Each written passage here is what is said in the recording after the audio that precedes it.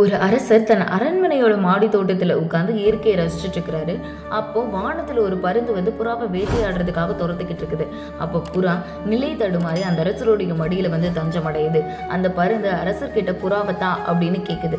அதற்கு அரசர் தாங்கிட்ட வந்து சேர்ந்த புறாவை காக்க வேண்டியது இந்த அரசருடைய கடமை, நான் தரமாட்டேன்னு சொல்லிடுறாரு.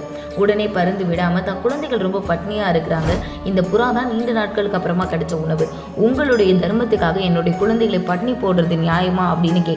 உடனே அரசர், உன் குழந்தைகளுக்கு மாமிசம் தானே வேண்டும், என் இறைச்சியை தருகிறேன் எடுத்துக்கோ அப்படின்னு சொல்லிட்டு புறாவை ஒரு தராசரை ஏற்றிட்டு மறுபக்கம் தன்னோட தொடையில இருக்கிற தசை அறுத்து வைக்கிறாரு. ஆனா புறாவோட எடைக்கு ஈடாக்க முடியல. உடனே அரசர் தானே தராசில் ஏறி உட்கார்றாரு. அந்த சமயம் தான் புறா அக்னி தேவனாகவும் பருந்து இந்திர தேவனாகவும் மாறி இந்த அரசருடைய நேர்மையை தான் சோதிக்க வந்தோம் அப்படின்னு சொல்லிட்டு வணங்குறாங்க. அப்படி புறாவுக்காக தன் தசையவே அறுத்து கொடுத்த அந்த அரசர் யாருன்னு தெரியுமா? சோழ நாட்டு அரசரான சிபி சக்கரவர்த்தி. நன்றி.